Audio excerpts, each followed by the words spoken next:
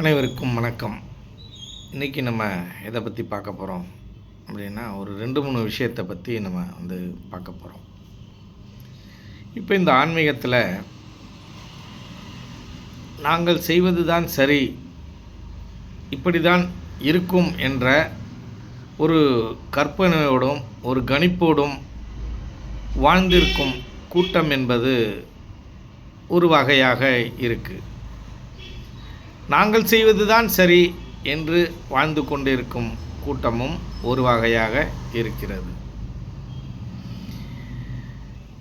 நாங்கள் செய்வது தான் சரி என்று இன்னொரு கூட்டம் இருக்கிறது. இப்படி பல கூட்டங்கள் இந்த சமுதாயத்தில் இருக்கின்றன.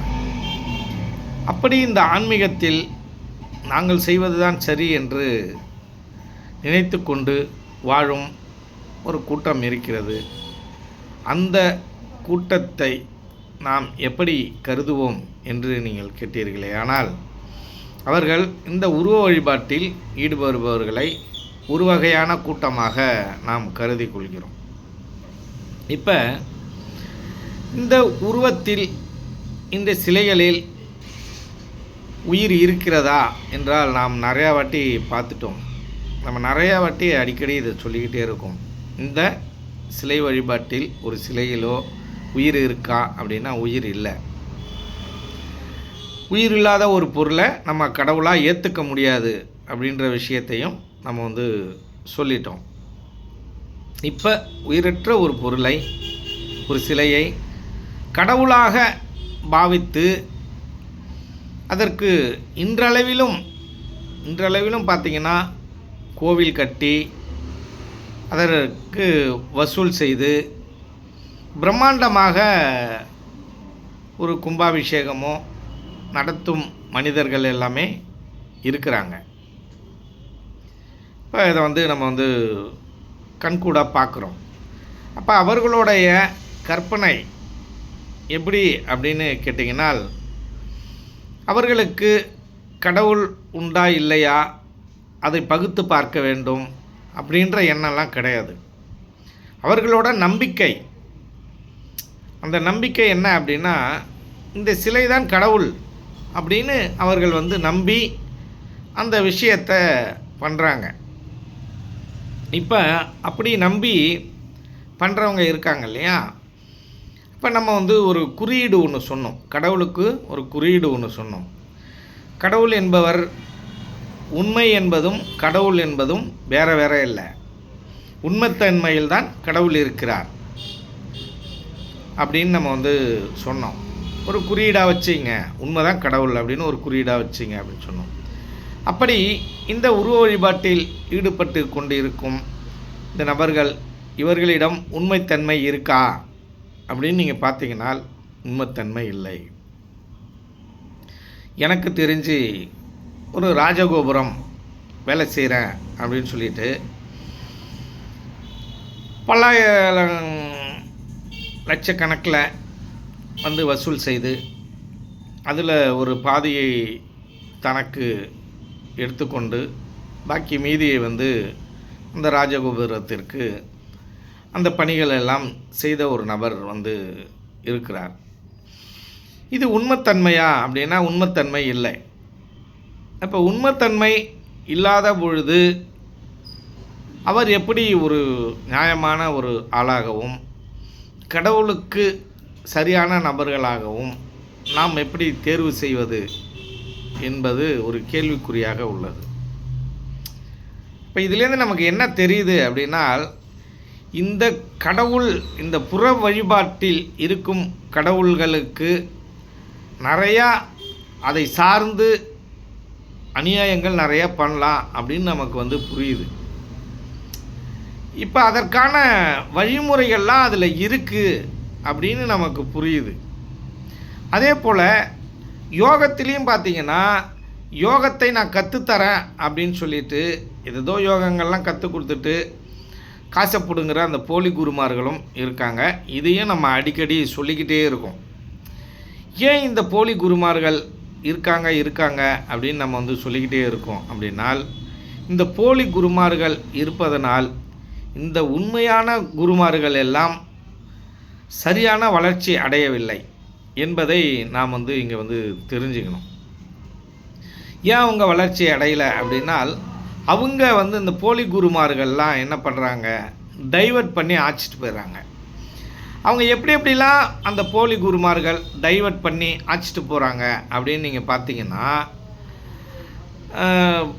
நாங்கள் இந்த பயிற்சியை செஞ்சால் உங்களுக்கு வியாதியெல்லாம் சரியாயிடும், உங்களுக்கு செல்வம் பெருகும், உங்களுக்கு பெரிய மாற்றத்தை நீங்கள் கவனிக்கலாம், உங்களுக்குள்ள உள்முகமாக ஒரு பெரிய மாற்றம் நடக்கும், அப்படி இப்படின்னு நிறைய உண்மை கலந்த பொய்களை சொல்லி அவர்களை கொண்டு போய் உட்கார வச்சு அவர்களுக்கு சிலதை கற்றுக் கொடுத்து அவர்களிடம் இருந்து கொஞ்சம் பணங்கள் எல்லாம் பறிக்கப்பட்டு அதில் அவர்கள் பெரிய பெரிய ஆசிரமம் கட்டி இவர்கள் எல்லாம் பணம் இருக்கிறவங்க கொடுத்துருவாங்க, பணம் இல்லாதவங்க என்ன பண்ணுவாங்க அப்படின்னா கொடுக்க முடியாது.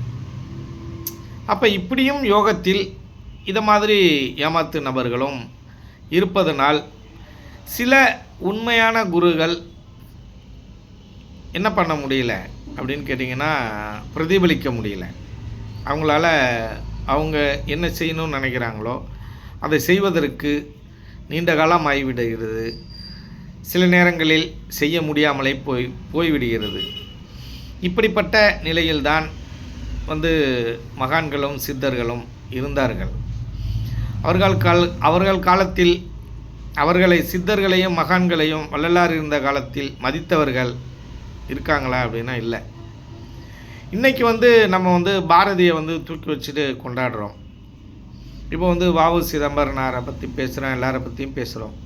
ஆனால் அவர்கள் எல்லாம் அவர்கள் வாழும் பொழுது அவர்களை யாரும் மதிக்கவில்லை.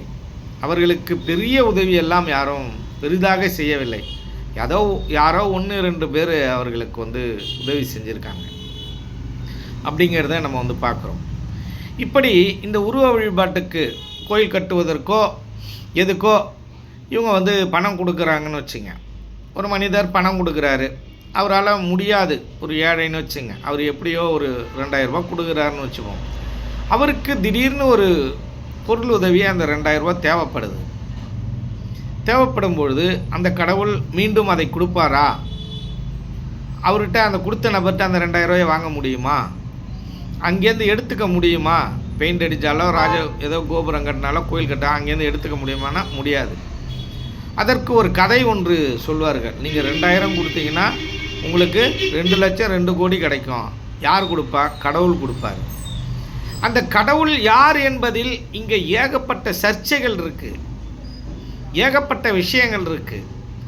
இந்த கடவுளை பற்றி அறிந்தவர்களும் இந்த ஆழமான விஷயங்களில் உற்று நோக்கி போகிறவர்களும் ஆழமாக சிந்திப்பவர்களும் அறிவுத்திறன் அதிகமாக இருப்பவர்களும் இல்லை அறிவுத்திறன் ஓங்கி இருப்பவர்களும் இந்த உலகில் மிக மிக குறைவானவர்களே அப்படின்றத நீங்கள் தெரிஞ்சுக்கணும்.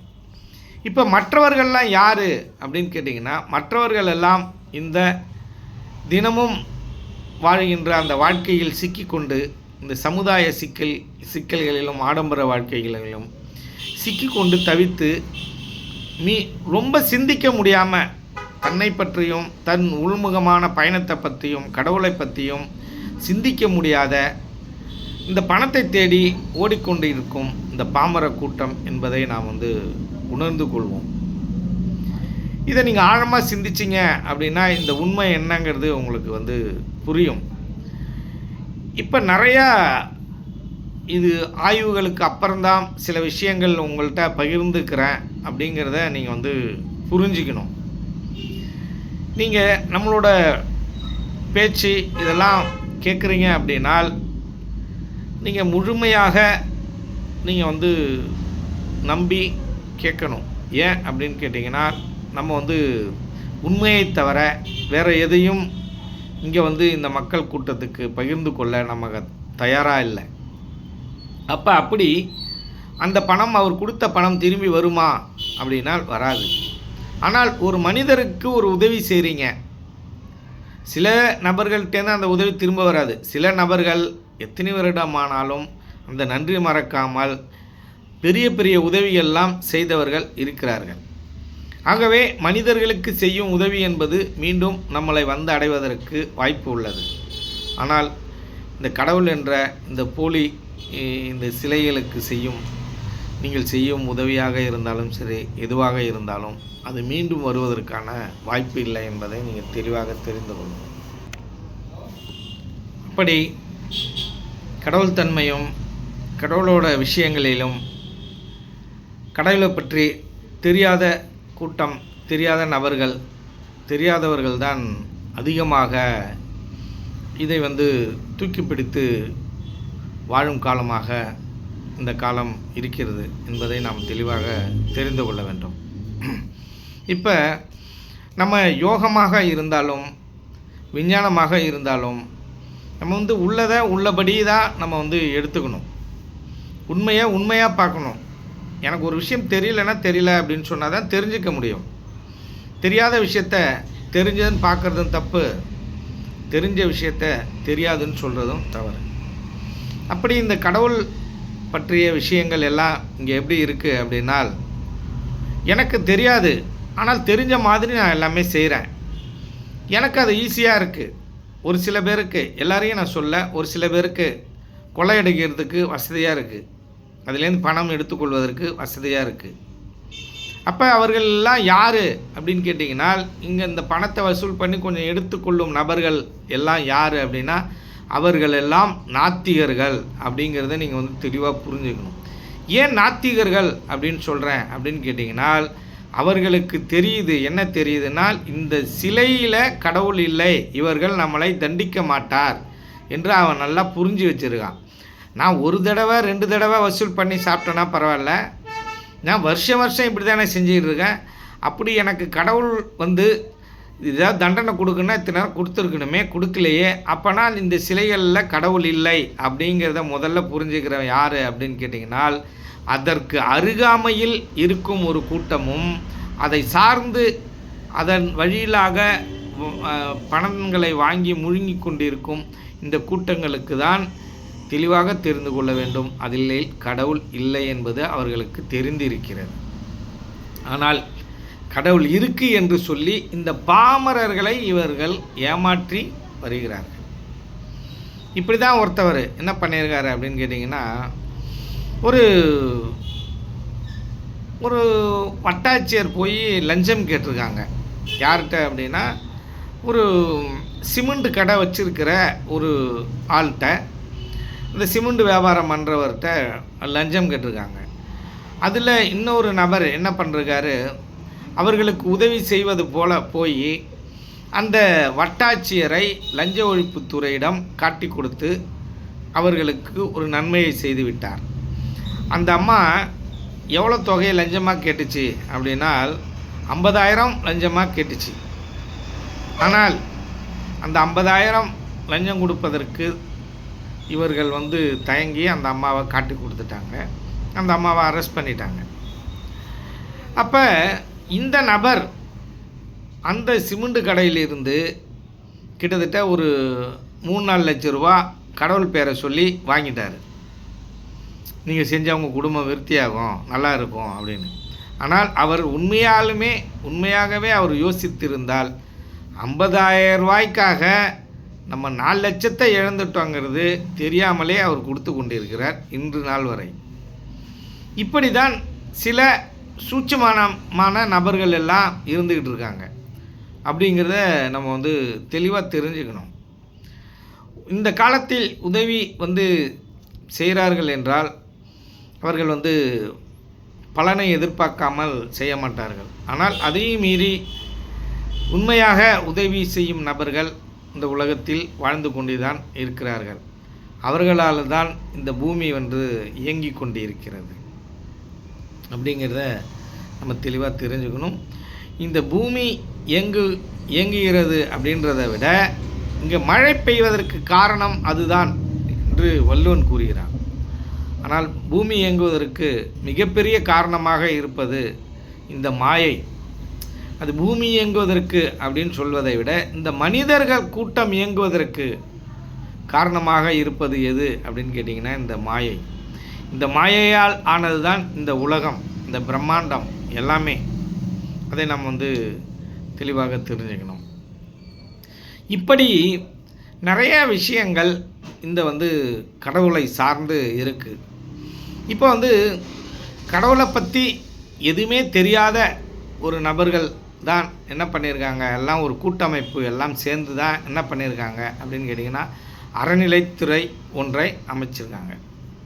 இப்போ இந்த அறநிலைத்துறை அதிகாரிகளுக்கோ இல்லை மற்றவர்களுக்கோ அறம் என்றால் என்னவென்று தெரியுமா அப்படின்னால் தெரியாது. இந்த அறநிலைத்துறை அடிப்படையாக எதை வைத்து இயங்குகிறது அப்படின்னா, எதை வச்சு இயங்குது? அறத்தை வச்சு இயங்குது. அடுத்தது கடவுளை வச்சு இயங்குது, கோயிலை வச்சு இயங்குது. இந்த கோயில் எதை வச்சு இயங்குது அப்படின்னா கடவுளை வச்சு இயங்குது. இப்போ இந்த கடவுள் எங்கே இருக்கிறார், என்ன பண்ணுறாரு, எப்படி இருக்கார் அப்படின்ற உண்மை, இந்த பேருண்மை அவர்களுக்கெல்லாம் தெரியுமா அப்படின்னா தெரியாது.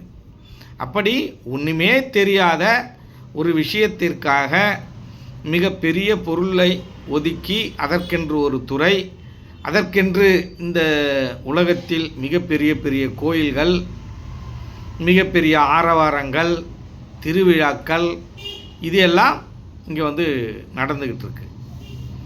அப்போ இதை நாம் என்னவென்று சொல்வது? அறிவீனம் என்று தான் நம்ம வந்து சொல்லணும். கடவுளை பற்றிய விழிப்புணர்வு இங்கே இருக்கா அப்படின்னா இல்லை. கடவுள் அப்படின்னு சொல்லிட்டாலே அப்படியே சரண்டர் ஆயிடுறான் நம்மால். கடவுள்னு எது சொன்னாலும் கேட்டுக்கிறான். கடவுள் உனக்கு நல்லது பண்ணுவார் அப்படின்னா உடனே கேட்டுக்கிறான், ஒரு பூஜை பண்ணுறான். அப்போ நல்லது பண்ணுறாருன்னா இந்த உலகத்தில் எல்லாருமே நிம்மதியாக தானே இருக்கணும். ஏன் எல்லாம் துன்பத்தில் மூழ்கி கிடக்கிறோம்? கடவுள் எல்லாருக்கும் நல்லது செய்யுது அப்படின்னா இந்த உலகத்தில் பிரச்சனையே இருக்காதே.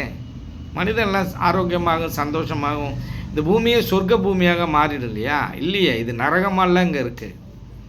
எங்கே பார்த்தாலும் பிரச்சனை, எங்கே பார்த்தாலும் திருட்டு, கொலை, ஏமாற்றம், நம்பிக்கை துரோகம், சூழ்ச்சி, வஞ்சகம், புகழ்ச்சியில் வஞ்சகம், வஞ்சக புகழ்ச்சி அப்படின்னு சொல்கிறேன்ல. இந்த வஞ்சக புகழ்ச்சி செய்கிற நபர்கள் இங்கே நிறையா இருக்காங்க. எல்லாம் என்ன பண்ணுவான், ஒரு அதிகாரி, ஒரு உயர் அதிகாரி ஒருத்தர் வந்து புதுசாக வேலைக்கு வந்துட்டாருன்னா போய் சால்வையை போட்டு மாலையை போட்டு அவங்கள வரவேற்கிறது. யார் வரவேற்பா? அவங்கள்ட்ட காரியம் நடக்கணுன்றவங்க தான் அங்கே போய் வரவேற்பாங்க. மற்றவர்கள் அங்கே போய் நின்று சால்வையை போடுவதோ, அவங்களுக்கு செலவு பண்ணுவதோ, அவங்கள புகழ்ந்து பேசுவதோ அதைமாரி செய்வாங்களான்னா செய்ய மாட்டாங்க. யார் புகழ்ந்து பேசுவா அப்படின்னு கேட்டிங்கன்னா, அவங்களால காரியம் நடக்கணுன்னா தான் புகழ்ந்து பேசுவான். அதுக்கு பேர் தான் வஞ்சக புகழ்ச்சி அப்படின்னு சொல்கிறது. இந்த அதிகாரிகளுக்கெல்லாம் அந்த உணர்வு இருக்கணும். நம்ம வந்து ஷார்ப்பாக அவங்களோட மூளையெல்லாம் வந்து ஷார்ப்பாக வச்சுக்கணும். ஏன் எதுக்கு வரான், என்ன காரணத்தினால நம்மளை புகழறான், என்ன காரணத்துக்காக நமக்கு மாலை போடுறான் அப்படிங்கிறது இருக்கணும்.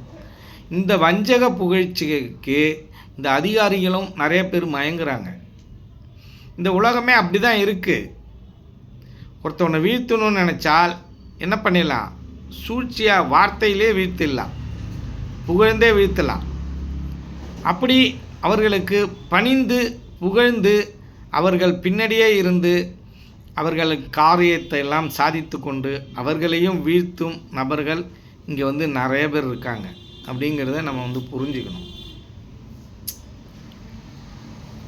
அதாவது இந்த உலகங்கிறது ரொம்ப மோசமான உலகமாக ஆகிக்கொண்டு வருகிறது. இன்னும் வருங்காலத்தில் இன்னும் மோசமாக இருக்கும்.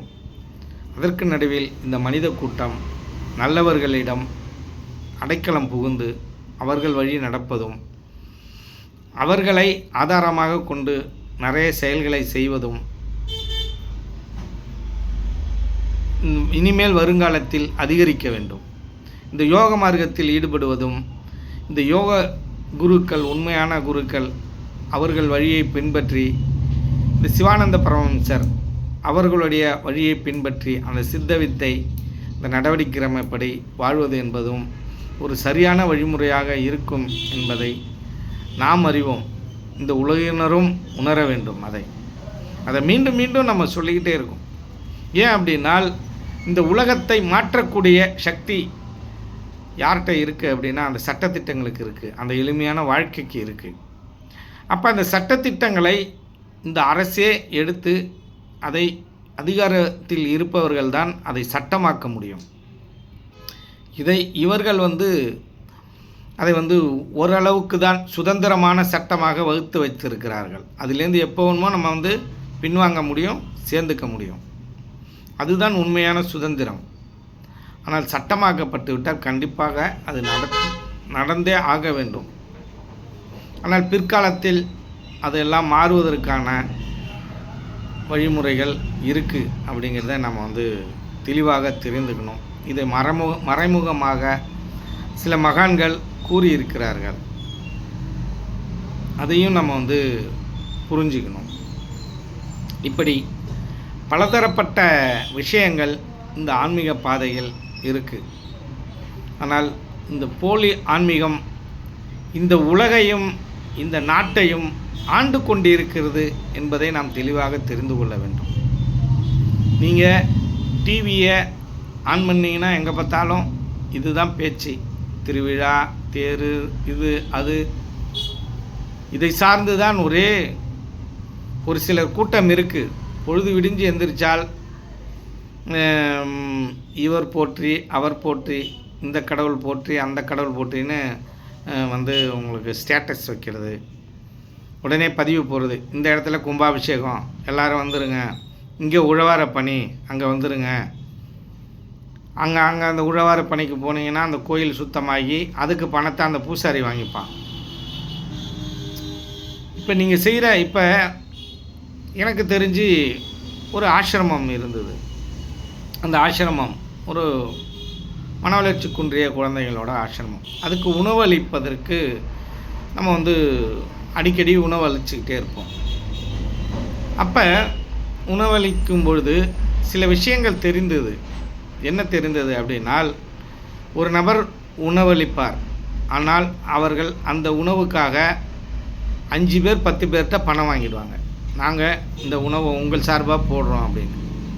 இப்படி தொழிலாக செய்து கொண்டிருக்கும் கூட்டங்களும் இங்கே இருக்குது. அதை தெளிவாக நாம் புரிந்து கொள்ளணும். ஏகப்பட்ட ட்ரஸ்ட்டு, ஃபண்டெல்லாம் வரும். இப்போ இங்கே உண்மையாக வாழும் கூட்டம் இருக்கா அப்படின்னா மிக குறைவாக தான் இருக்குது. எல்லாம் பணத்தை நோக்கி தான் போயிட்டுருக்கு. அதுதான் சொல்கிறோம், தோல் இருக்க சுல முழுங்கும் ஆள், அதை தெரிந்துக்க தான் வைத்திருக்கான் மூளை அப்படின்னு ஒரு பாடல் ஒன்று இருக்கும். அதுக்கு தகுந்தாற்போல் தான் இந்த மனித இனம் வாழ்ந்து கொண்டு இருக்கு. தோல் தான் இருக்கும், உள்ளர சொலையை உருவிடுவான் நம்ம ஆளுங்க. அப்படி நம்ம என்ன சொல்லணும், கண்ணில் விளக்கெண்ணெயை ஊற்றிட்டு பார்த்துக்கிட்டு இருக்கணும், ரொம்ப விழிப்பாக இருக்கணும். அந்தளவுக்கு இந்த மனிதர் கூட்டம் மோசமாக நாளுக்கு நாள் போய்கொண்டே இருக்கிறது.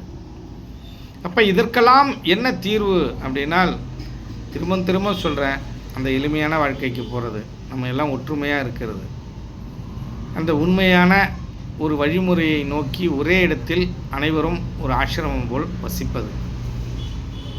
இப்படி ஒரு கிராமமாக நம்ம மாற்றணும். ஒரு கிராமம் அப்படியே மாறிக்கிட்டே வந்துச்சுனால் தமிழ்நாடு மாறுவதற்கான ஒரு வாய்ப்பு இருக்குது. ஆனால் மாற விட மாட்டார்கள். அதனால் நம்ம தான் ஒற்றுமையாக இருந்து அதை செயல்படுத்த வேண்டும். திட்டங்கள் இங்கே நிறைய தயாராக இருக்குது. ஆனால் செயல்படுத்த முடியாமல் நாம் மிகவும் பொருளாதார ரீதியாக தவித்து கொண்டிருக்கிறோம். ஆனால் அதற்கான ஏற்பாடுகள் எல்லாம் நடந்து கொண்டு தான் இருக்கிறது. ஆனால் பொருளாதார ரீதியாக மிக பெரிய அளவில் இங்கே நிலம் வாங்க வேண்டிய ஒரு நிர்பந்தத்தில் நாம் இருக்கிறோம். பல ஏக்கர் நிலத்தை வாங்கி அங்கே எளிமையாக இவர்களுக்கெல்லாம் நிலத்தை கொடுத்து அங்கே எளிமையாக வாழ்வதற்கு அனைத்து வசதிகளும் செய்து கொடுத்து அவர்களை பாதுகாக்கும் பணியில் நம்ம ஈடுபட தயாராகிட்டு இருக்கோம். ஆனால் அதற்கெல்லாம் கொஞ்சம் காலம் பிடிக்கும் என்பது தெளிவாக தெரிகிறது. ஏனென்றால் இங்கே பெரிய பெரிய குருமார்கள்லாம் நிறைய பேர் இருக்காங்க. அவங்கள்டெல்லாம் கோடிக்கணக்கில் பணம் வச்சுருக்காங்க. அவர்கள்லாம் நினைத்தா இதை ஈஸியாக செஞ்சிட முடியும். அவர்களுக்கு அதற்கான எண்ணங்கள், திட்டங்கள் இருக்கானா? இல்லை. அவர்களோட நோக்கம் அவர்களுடைய ஆசிரமங்களை பெரிதாக வளர வைப்பது, பெரிய பெரிய பில்டிங் கட்டி பணம் எப்படி சம்பாதிப்பது அப்படிங்கிறத நோக்கமாக இருக்குது. இப்போ நம்மளோட நோக்கம்லாம் எதை நோக்கி இருக்குன்னா, இந்த மனிதர் கூட்டத்தை எப்படியாவது நம்ம வந்து அந்த ஆதிகால மனிதன் வாழ்ந்த அந்த நிம்மதியான வாழ்க்கைக்கு நம்ம கொண்டு போயிட முடியாதான்னு நம்ம வந்து தவிச்சுக்கிட்டு இருக்கோம், இங்கே வந்து இயங்கிக்கிட்டு இருக்கோம். இப்போ நம்மளும் அதற்கான வழிமுறைகளும், பணம் படைத்தவர்கள் அதற்கான வழிமுறைகளை நீங்கள் வந்து செயல்படுத்த வேண்டும். உங்கள் அருகாமையில் இருப்பவர்களுக்கு, இல்லாதவர்களுக்கு படிப்புக்கான உதவியோ இல்லை உணவிற்கான உதவியோ நீங்கள் வந்து அவ்வப்போது செய்ய வேண்டும். ஏனென்றால் உங்களை மேல்நிலைக்கு கொண்டு செல்வது எது என்றால் இந்த தானம் தர்மம்தான். ஒன்று, இந்த யோகம் மேல்நிலைக்கு கொண்டு செல்லும், அது மிக பெரும் நிலை. அதை தவிர்த்தால் அதுக்கப்புறம் மேல்நிலை கொண்டு போகிறது இந்த அன்னதானம், இந்த குறிப்பறிந்து உதவி செய்யும் இந்த உதவிகள் எல்லாம் உங்களை அந்த யோகத்திற்கு கொண்டு செல்லும். புத்தர் சொல்வார், பெண்களுக்கெல்லாம் ஞானம் கிடையாது, ஆண் ஜென்மம் எடுக்கிறதுக்கு உங்களை பரிந்துரைக்கிறதுக்கான வழிமுறையெல்லாம் சொல்லித்தரேன் அப்படி சொல்லுவார். அது ஒரு வகையில் உண்மையா அப்படின்னால் ஒரு வகையில் உண்மை.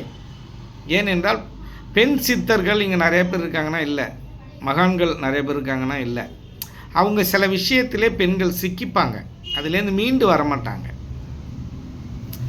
அதனால் அவர் அதை மாதிரி சொன்னார். இங்கே எப்படி இருக்குது அப்படின்னா, ஒரு விஷயங்கள் ஒரு நபர் ஒரு மகானோ ஒரு விஷயத்தை சொல்கிறாரு அப்படின்னா அதை அப்படியே சரியான அந்த புரிதலோடு ஏற்றுக்கொள்ளும் நபர்கள் இருப்பது மிக மிக குறைவு. அவர் ஒரு மீனிங்கில் சொல்லியிருப்பார், இவங்க ஒரு மீனிங்கில் எடுத்துப்பாங்க.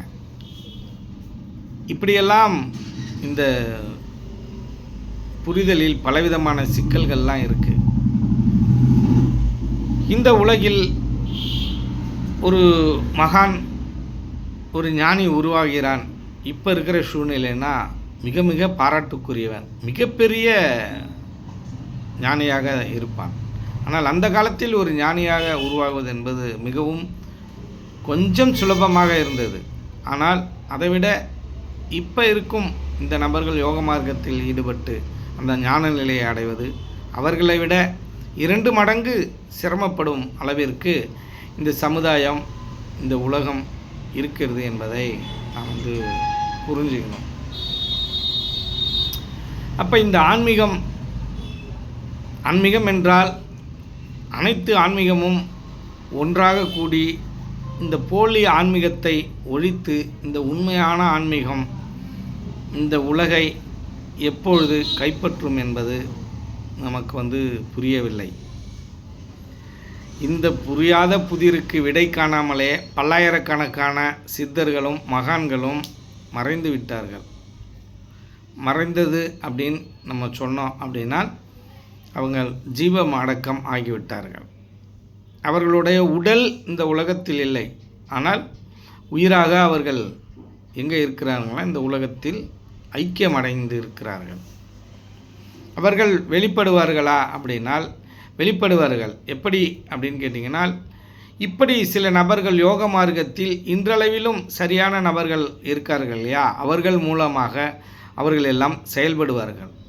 ஏனென்றால் இன்றளவிலும் அவர்களுடைய பாடல்களையும் அவர்களுடைய கருத்துக்களையும் இந்த உலகிற்கு பகிர்ந்தளிக்கக்கூடிய நபர்கள் அவர்கள்தான். அதே உண்மையை அதே போல இந்த உலகத்திற்கு பகிர்ந்து கொடுக்கிறார்கள். எப்படி இந்த விவசாயி பின்னாடி இந்த உலகமே செல்லும் அப்படின்ற கருத்தை வந்து வள்ளுவன் சொன்னானோ, அதே போல் இந்த யோக மார்க்கத்தில் உண்மையாக ஈடுபடும் நபர்கள்லாம் இருக்காங்க இல்லையா, அவர்கள் பின்னாடி இந்த உலகம் செல்லும் என்பதில் எந்த விதமான ஐயப்பாடும் இருக்கக்கூடாது. அவர்கள் வழியில்தான் நாம் வந்து செல்ல வேண்டும். ஏனென்றால் அந்த சித்தர்களுடைய கருத்துக்களையும் உண்மைகளையும் எடுத்து உரைக்கும் தகுதி அவர்களுக்கே இருக்கிறது. இந்த உருவ வழிபாட்டில் ஈடுபடுபவர்களுக்கோ, இந்த கோயிலுக்கு போய் பூஜை புனஸ்காரங்கள் இதெல்லாம் செய்பவர்களுக்கோ மிக பெரிய நிலையை பற்றி புரிந்து கொள்வதற்கோ உணர்வதற்கோ வாய்ப்பு இருக்கா அப்படின்னா வாய்ப்பில்லை. அப்படி உணராதவர்கள் அதை பற்றி எப்படி மற்றவர்களுக்கு எடுத்துரைக்க முடியாது. இப்படியே இந்த மனிதர்கள் இந்த போலி ஆன்மீகத்தில் சிக்கிக்கொண்டும் தவித்து கொண்டும் அகங்காரத்தோடும் வாழ்ந்து கொண்டிருக்கிறார்கள். ஏன் நான் அகங்காரத்தோடு வாழ்ந்து கொண்டிருக்கிறார்கள் என்று நான் சொல்வதற்கு காரணம் என்றால், அதிலிருந்து அவர்கள் மீண்டு வரமாட்டேங்கிறார்கள். நான் செய்வது தான் சரி, நான் கோயில் கட்டுவது தான் எனக்கு சரி. நான் உண்மையாக ஒரு எமோஷனோட ஒன்று சொல்கிறேன். பல பேரோட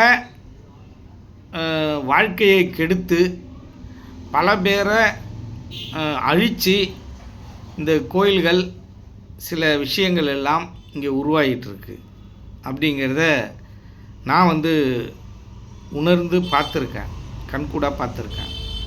அப்போ இந்த ஆன்மீகம் எப்படி இருக்குன்னா, அவர்களுடைய மனதை சவக்குழியில் தள்ளிவிட்டு அதன் மேல் கோயில் கட்டுவது, அதன் மேல் நிறைய பணிகளை செய்வது, கடவுள் சார்ந்த விஷயங்களை செய்வதெல்லாம் இங்கே நடந்து கொண்டு தான் இருக்கிறது. இது போலி ஆன்மீகம் என்பதை அவர்கள் எப்பொழுது உணரப்போகிறார்கள் என்பதை நமக்கு ஒரு கேள்விக்குறியாக தான் இருக்குது. அதற்கு பல ஜென்மங்கள் ஆகலாம். ஏனென்றால் அவர்களுடைய கர்மாக்கள் அப்படி தான் இருக்குது. ஆனால் அவர்கள் அனுபவிக்க வேண்டிய விஷயங்கள், மீண்டும் மீண்டும் இந்த உலகத்திற்கு அவர்கள் அனுபவிக்க வேண்டிய விஷயங்கள் நிறையா இருக்குது. அதன் பிறகுதான் இந்த உண்மையான ஞானத்தை நோக்கி அவர்களால் பயணிக்க முடியும். இப்போ நிறைய பேர் இந்த ஞான மார்க்கத்துக்கு வரவங்க ஏகப்பட்ட பேர் இருக்காங்க. எல்லாராலையும் இந்த ஞானத்தை அடைந்து விட முடிந்து விடுகிறதா அப்படின்னு கேட்டிங்கன்னா இல்லை, நிறைய பேரால் அடைய முடியல. இந்த ஐம்புலங்களை கடந்து அவங்களால போக முடியல. அவங்க தவிக்கிறாங்க. எனக்கு போகிறது, நான் சாமி கும்பிட்றதோ அதுதான் ஈஸியாக இருக்குது, அதனால் அந்த வழியை தான் நான் போக முடியுது. நீங்கள் என்னென்னா, நீங்கள் 1 மணி நேரம் உட்கார சொல்கிறீங்க, நீங்கள் ஆடக்கூடாதுன்றீங்க, அசையக்கூடாதுன்றீங்க. இப்படியெல்லாம் நம்ம அங்கே செய்ய முடியாது, என்னோடய உடல் ஒத்துழைக்கலை, இப்படி பல காரணங்கள் சொல்கிறாங்க. இதுக்கெல்லாம் என்ன காரணம் அப்படின்னு கேட்டிங்கன்னா, இதற்கெல்லாம் கர்மாக்கள் தான் காரணம் அப்படிங்கிறத நீங்கள் தெரிஞ்சுக்கணும். இப்போ இந்த உடல் வழியாகவும் ஐம்புலன்கள் வழியாகவும் நம்ம உடல் ரீதியாக நம்ம பல விஷயங்களை அனுபவிக்கிறோம் இல்லையா, அதன் வாயிலாக நம்மளுடைய கர்மாக்களை இந்த யோக மார்க்கத்தில் ஈடுபடுவர்கள் கரைத்து கொண்டு இருக்கிறோம் என்பதை நீங்கள் தெளிவாக தெரிந்து கொள்ள வேண்டும். எனக்கு கால் வலிக்குது, கை வலிக்குதுன்னு சொல்கிறீங்க இல்லையா, இது எல்லாம் எதோட அடிப்படையில் உருவாகுதுன்னா உங்கள் கர்மாவோட அடிப்படையில் தான் உருவாகுது. அப்போ அந்த கர்மாவை கரைக்கணும் அப்படின்னா அந்த கால் வலி, கை வலி, இந்த உடல் சார்ந்த பிரச்சனைகள்லாம் நீங்கள் பொறுத்துக்கிட்டு தான் ஆகணும். இதை ஏற்கனவே ஒரு பதிவில் நான் சொல்லியிருக்கேன். அதை திரும்பவும் மீண்டும் நான் அதை திரும்பவும் பதிவு பண்ணுறேன். ஏன் அப்படின்னா இது முக்கியமாக ஒரு விஷயமாக இருக்குது. அப்படின்றதுனால நம்ம இதை மீண்டும் அதை பதிவு பண்ணுறோம். அதேபோல் இந்த சித்தவித்தை சம்பந்தமாகவோ வாசியோக சம்பந்தமாகவோ உங்களுக்கு ஏதாவது ஒரு சந்தேகங்கள் இருந்தால் நீங்கள் கமெண்டில் அதை கேளுங்க. நம்ம அதை தெளிவுபடுத்துவதற்கு நாம் தயாராக இருக்கிறோம். நாம் மற்றவர்களையோ மற்றவர்களுடைய வழிமுறைகளையோ குறை சொல்வதற்காக இது நம்ம சொல்லலை. சித்தர்கள் இதை சொல்லியிருக்காங்க, அதை நாம் உணர்கிறோம். அதை உணர்ந்ததுக்கப்புறம் உங்கள்கிட்ட அதை பகிர்ந்து கொடுக்குறோம். ஃபஸ்ட்டு சித்தர்கள் என்ன சொல்லியிருக்காங்களோ அதை நான் உண்மைன்னு புரிஞ்சுக்கணும் இல்லையா, உண்மைன்னு உணரணும் இல்லையா. நான் உண்மைன்னு உணராமல் உங்களுக்கு எப்படி சொல்லிட முடியும்? சித்தர்களை உண்மைன்னு உணராத நபர்கள் இந்த காலத்தில் கோடிக்கணக்கான நபர்கள் இருக்காங்க. சித்தர்னா யாருன்னே தெரியாதவர்கள் கூட இருக்காங்க. ஆனால் சித்தர்களை வழியை பேசிக்கொண்டும் புராணங்களை பேசிக்கொண்டும் ராமாயணத்தை மகாபாரதங்களை இதிகாசங்களை பேசிக்கொண்டும் அதில் என்னென்ன சொல்லியிருக்கிறது என்று மனப்பாடம் செய்து கொண்டு அதையும் கொஞ்சம் உள்வாங்கி கொண்டு கோடிக்கணக்கில் சம்பாதிக்கும் ஒரு தரப்பினர் இங்கே வாழ்ந்து கொண்டு தான் இருக்கிறார்கள். ஆனால் இது உண்மையாக இருக்கிறது. அதையெல்லாம் மனப்பாடம் செய்து அதை கொஞ்சம் உணர்ந்து அப்படியே பேசும் நபர்கள் எல்லாம் மிக பெரிய பணக்காரர்களாக இருக்கிறார்கள். ஆனால் இந்த உண்மையை இந்த உலகிற்கு உணர்ந்து எடுத்து சொல்லும் நபர்கள் எல்லாம் மிகவும் சிரமப்பட்டு கொண்டிருக்கிறார்கள் என்பது தான் இங்கே பேருண்மையாக இருக்குது. அது ஒன்றும் தவறில்லை. அவர்கள் எல்லாம் அதை தொழிலாக செய்கிறார்கள். ஆனால் நம்மை போல் ஆட்கள் எல்லாம் அது தொழிலாக நாம் இதை செய்யலை. இப்போ என்ன யாராவது உரை நிகழ்த்த கூப்பிட்றாங்க அப்படின்னா நம்மளால் போக முடியுமா என்ன அப்படின்னா அப்படிலாம் இல்லை. நம்ம அவ்வளோ பெரிய பேச்சாளர்லாம் கிடையாது. நம்ம அதற்காக ட்ரைனிங் எடுத்துருக்கோமா அப்படிலாம் இல்லை. நம்ம யதார்த்தமாக உள்ளதை உள்ளபடி உண்மையை உண்மையாக அப்படியே சித்தர்கள் என்ன சொல்லியிருக்காங்களோ அதை அப்படியே உங்கள்கிட்ட பகிர்ந்துக்கிறோம். இதில் ஒரு சரியான உரையாடலோ அப்படிலாம் இருக்கிறதற்கு வாய்ப்பு மிக மிக குறைவு. ஏனென்றால் நம்ம பேச்சாளர்கள் கிடையாது. நிறைய ஆன்மீக சம்பந்தமாக உங்களுக்கு நிறைய விஷயங்களை பகிர்ந்துக்கணும் அப்படின்ற ஒரு உணர்வு தான். ஆனால் அவர்களிடம் இல்லாத நிறைய விஷயங்கள் நம்ம இந்த உலகத்திற்கு நம்மளோட பணியை செய்யணும், சித்தர்கள் விட்டு சென்ற பணியை செய்யணும் அப்படின்ற ஆதங்கம் நிறைய நம்மள்கிட்ட இருக்குது. அதை நாம் செய்வதற்கு நம்ம முயற்சி செய்கிறோம். வருங்காலத்திலையும் முயற்சி செய்வோம் என்று உறுதியளிக்கிறேன். நன்றி, வணக்கம்.